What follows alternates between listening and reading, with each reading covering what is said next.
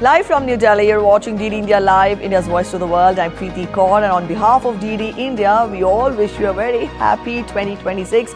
May this new year bring in a lot of success, good health and prosperity for all of you. We take a look at the headlines first. US strikes against 3 alleged drug boats in international waters, killing 8 people. Total death toll since September reaches 115 in Washington's campaign.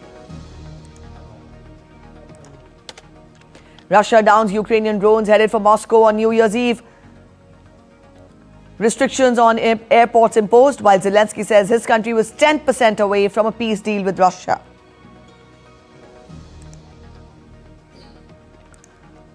India-Australia Economic Cooperation and Trade Agreement to come into effect from today. Australia to provide duty-free access to all Indian exports from 1st January this year.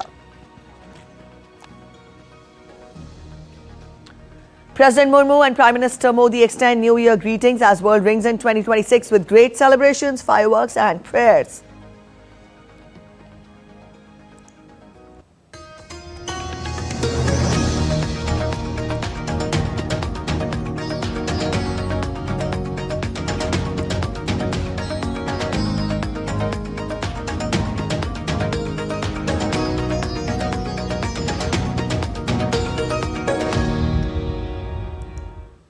Let's begin with the news just coming in. Explosion at Swiss ski resort town of Crans, Montana. Several people were killed and others were injured when an explosion ripped through a bar in the luxury alpine ski resort of Crans, Montana. There has been an explosion of unknown origin. Up on your screens, we have the breaking news coming in this hour.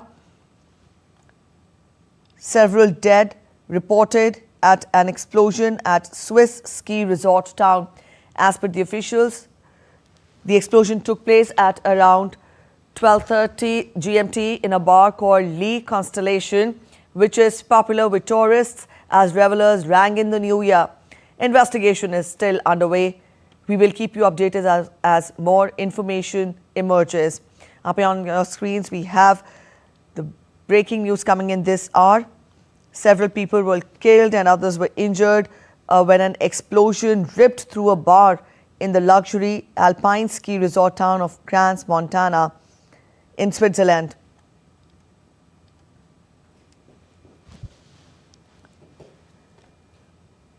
The bar called Lee Constellation, it is popular with tourists as revelers rang in New Year yesterday. Investigation is still undergoing. We will keep you updated with the developments. As of now, this is the big news, the breaking news we're tracking this hour. Explosion reported at Swiss ski resort town in Switzerland, resort town of Crans, Montana, where several people were killed and others were injured when an explosion ripped through a bar in the luxury alpine ski resort town. Investigations are undergoing. We will keep you updated with the developments. Meanwhile, let's turn focus to other updates that we are tracking.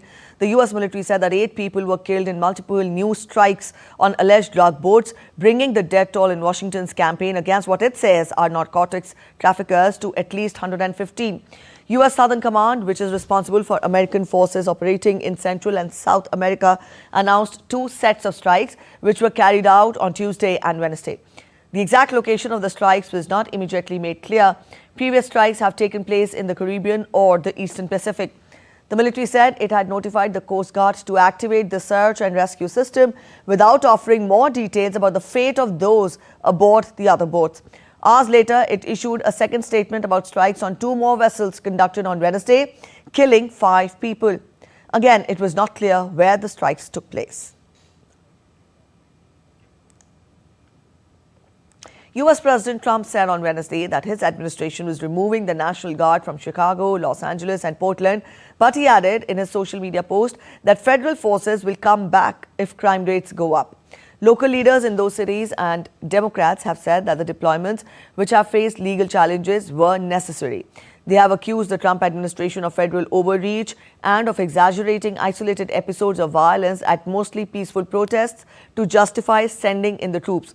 Trump has said troop deployment in Los Angeles, Chicago, Washington, D.C., Memphis and Portland were necessary to fight crime and protect federal property and personnel from protesters.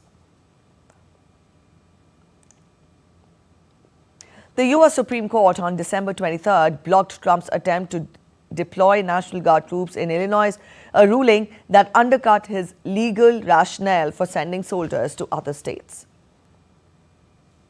Russia had alleged that Ukraine carried out a drone attack on Russian President Vladimir Putin's residence in the Novgorod region, although they did not say where he was at the time.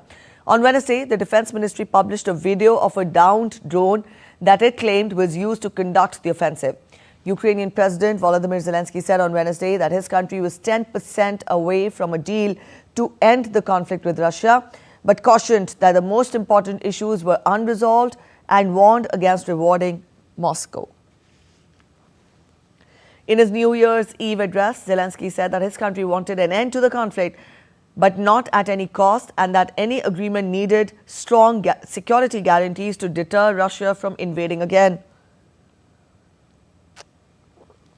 Zelenskyy said in the address that the peace agreement is 90% ready. Чого хоче Україна? What does Ukraine want? Peace? Yes. At any cost? No. We want the end of the war, not the end of Ukraine. Are we tired? Extremely. Does that mean we are ready to surrender? Those who think so are deeply mistaken. Ukraine does not need a Minsk-style, meticulously drafted trap. Signatures under weak agreement only fuel war. My signature will be under a strong agreement. And that is exactly what every meeting, every call, every decision is about right now. To secure a strong peace for everyone. Не потрібно. Russian President Vladimir Putin urged Russians to believe in victory in Ukraine during his annual New Year's Eve address, his fourth since the conflict began. The Russian leader has consistently told his citizens that the military intends to seize the rest of Ukrainian land he has proclaimed as Russian by force if talks fail. Уважаемые граждане России, We strive to bring joy and warmth to those in need of our participation and care, and of course to support our heroes, the participant in the special military operation in word and deed. You have taken on the responsibility to fight for your native land, for truth and justice. Millions of people across Russia are with you on this New Year's Eve. They are thinking of you, empathizing with you, hoping for you. We are united in our sincere, selfless, and devoted love for Russia.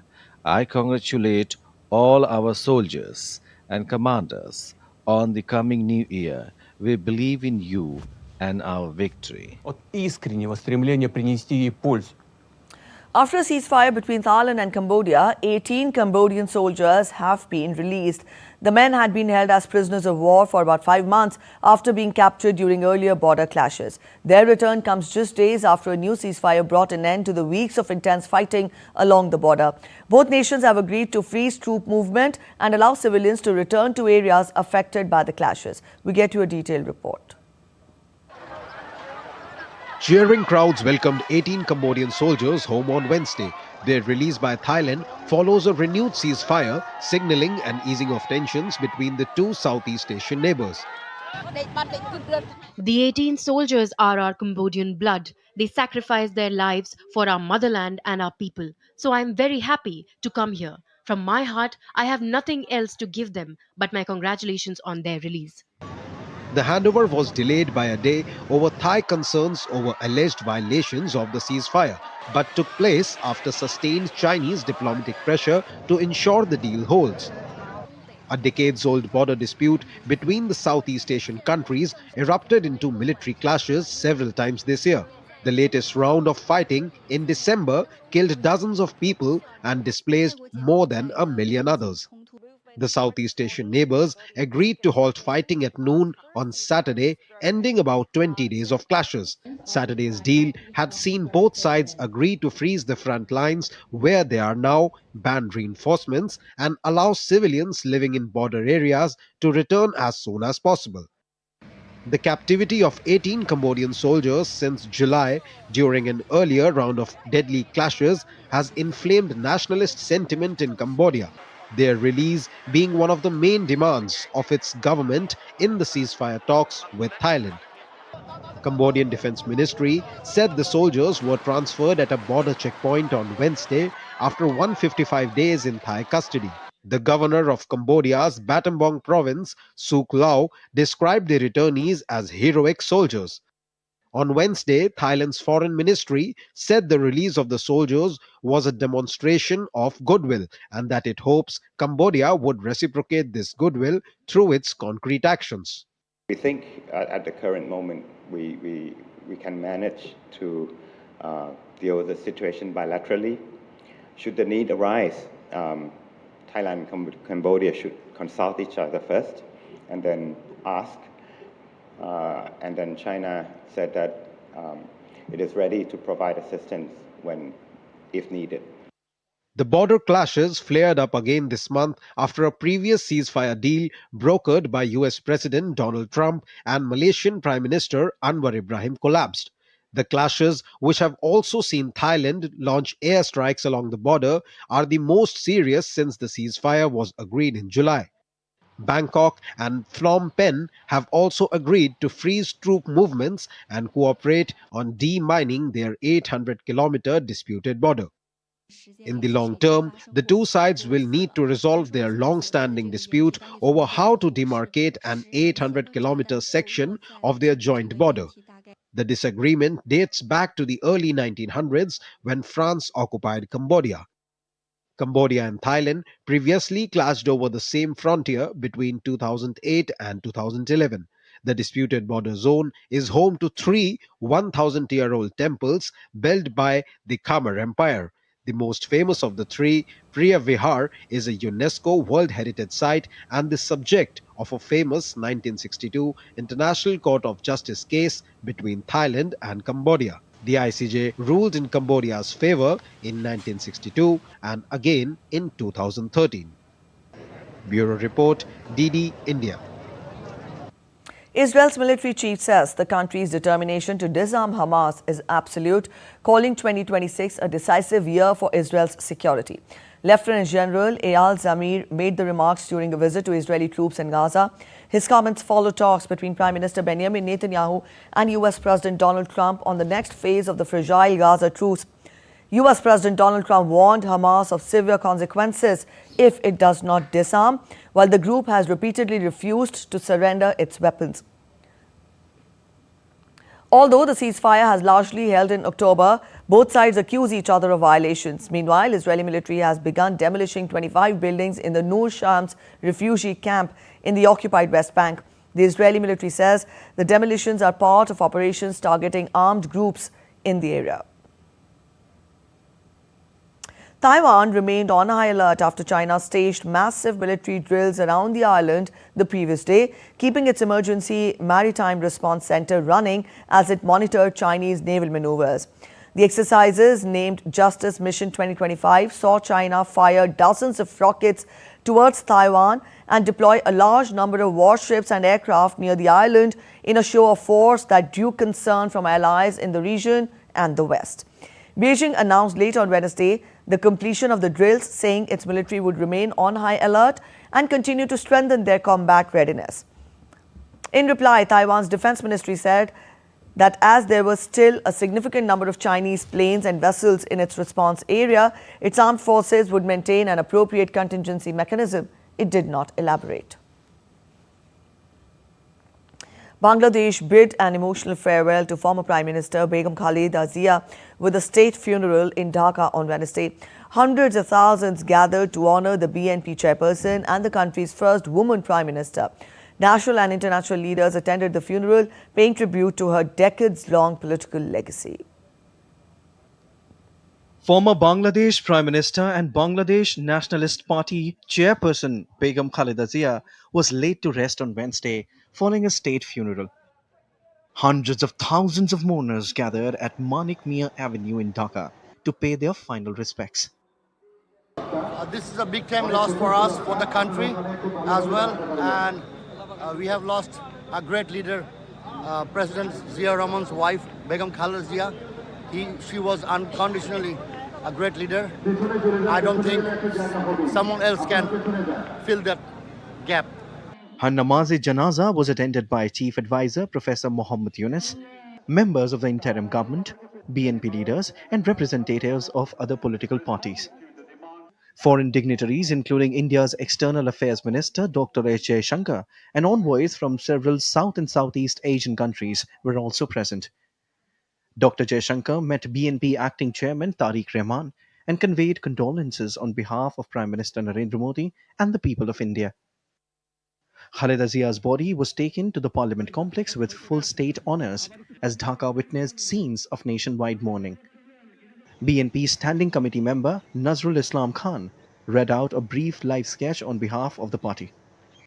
BNP acting chairman and her elder son Tariq Rahman appealed to the gathering to pray for his mother before the funeral prayers, which were held at 3:02 p.m. Khaleda Zia passed away on Tuesday at the age of 80 after a prolonged illness.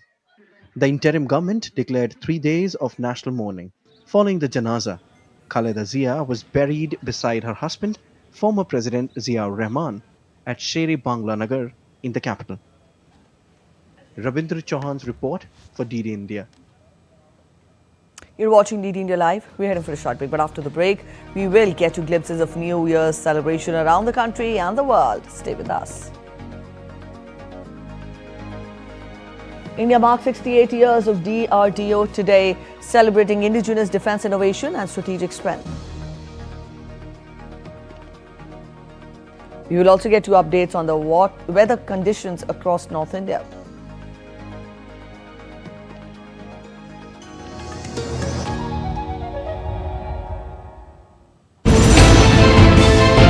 Geopolitics and trade deals.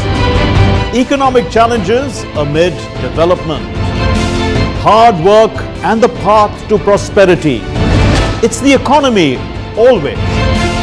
Between walkers, money is what money does and says.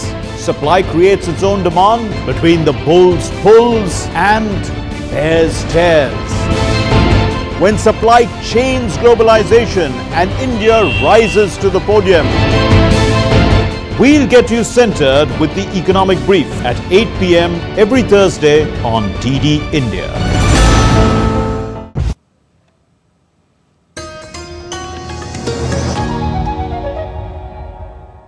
Welcome back after the break. You're watching DD India Live. Australia will provide duty-free access to all Indian exports starting today under the Economic Cooperation and Trade Agreement between the two countries. India's Commerce Minister Piyush Goyal, commenting on the third anniversary of the deal, which came into effect on December 29, 2022, said 100% Australian tariff lines will be zero duty for Indian exports from 1st of January this year. In a social media post, the minister highlighted that the agreement is benefiting Indian exporters, MSMEs, farmers and workers. He also said that India's exports to Australia increased 8% in 2024-25. He also said that the agreement has delivered sustained economic growth, deeper market access and stronger supply chain resilience over the past 3 years.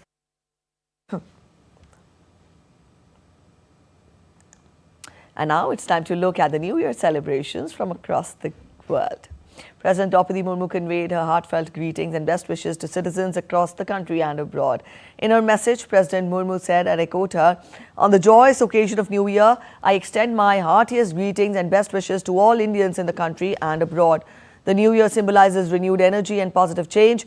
It is also an opportunity for self-reflection and fresh resolution. On this occasion, let us further strengthen our commitment to the nation's development, social harmony and environmental protection.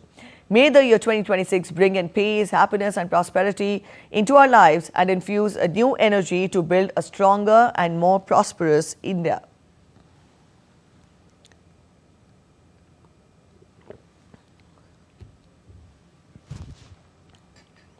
Vice President C.P. Radhakrishnan extended his New Year greetings to the nation. Sharing on X, he wrote and echoed him, "Warm greetings and best wishes to everyone on the New Year 2026. May the year ahead bring peace, good health, happiness and prosperity to all and strengthen our collective resolve to build a stronger and developed India."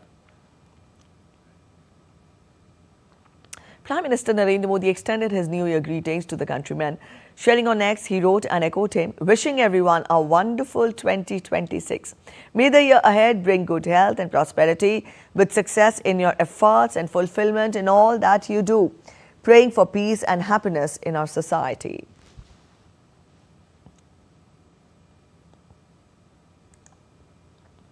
And the world celebrated New Year with zeal and sheer joy as millions welcomed a fresh start. Across continents and cultures, 2026 began united in joy and anticipation.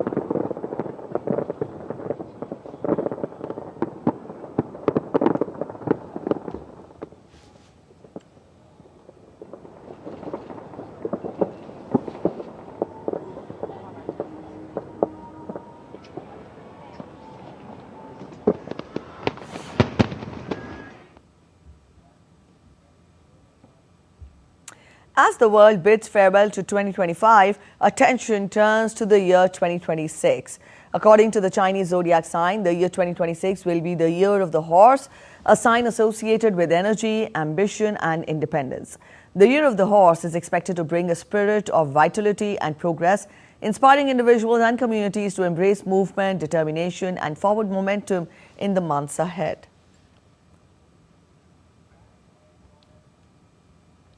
India rang in the new year with joy and enthusiasm as people across cities and towns came together to welcome fresh beginnings. From bustling metropolitan hubs to scenic hill stations, celebrations were marked by gatherings, events, and public festivities.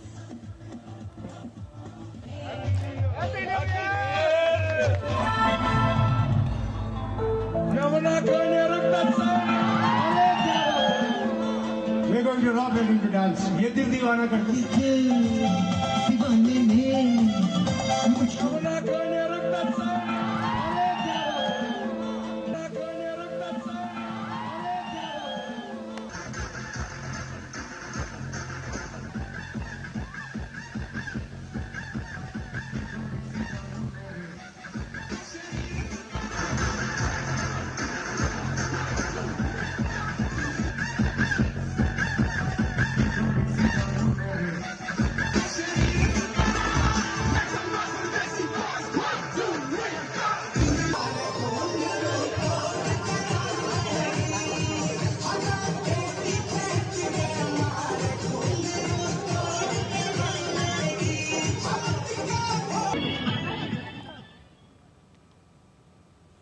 On 1st of January in 2015, a significant shift in India's policy framework took shape with the formation of Niti Aayog. Here's the report. Let's take a look.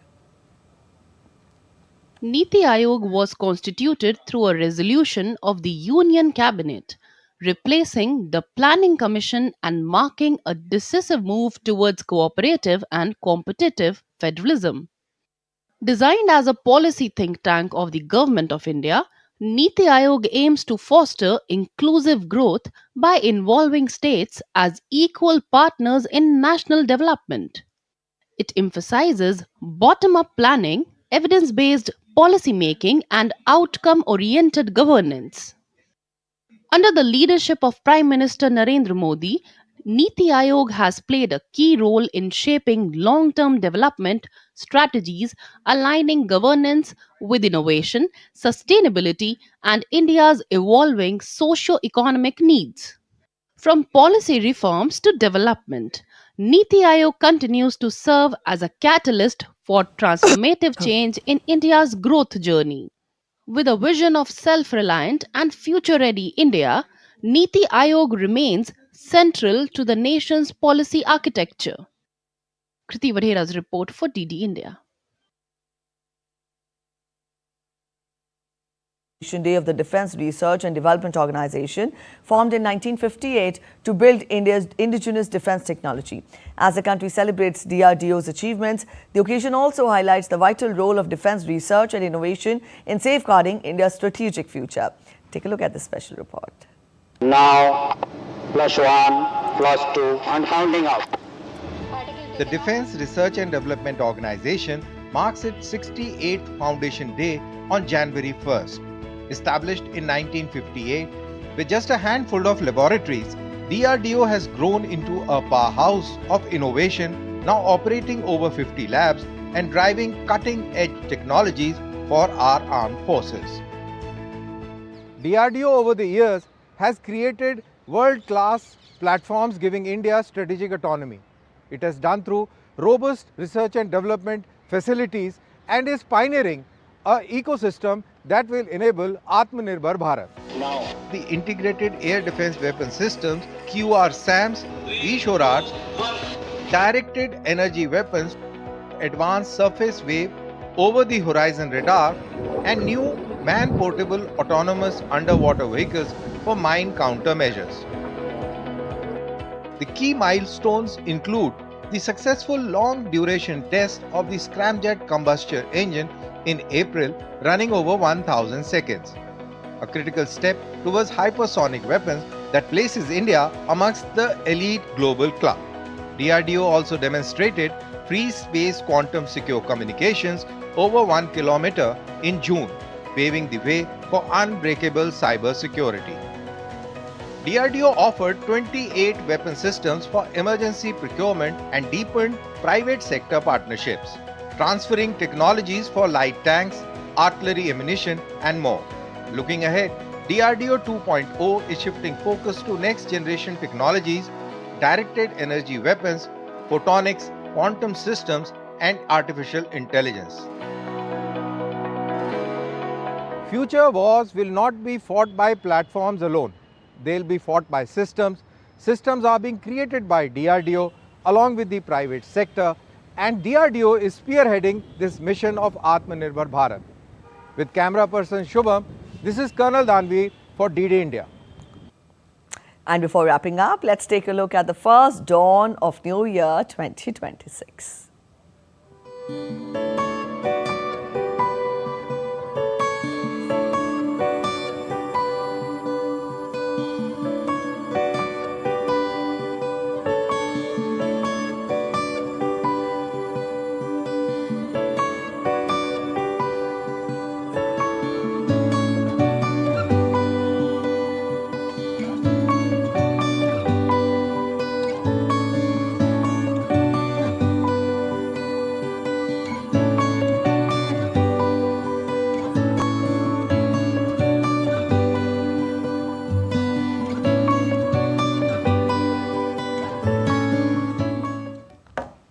With that, we end this edition of DD India Live.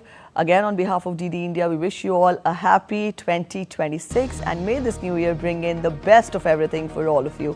And for those of you on the go, you can get all the latest news and updates from India and across the world on the DD India mobile app. The QR codes have been flashed on the screens and you can download the respective QR codes. We'll be back with more news as it breaks here on DD India. I'm Preeti Gaur signing off, and from all of us here in Delhi, thanks for watching DD India Live.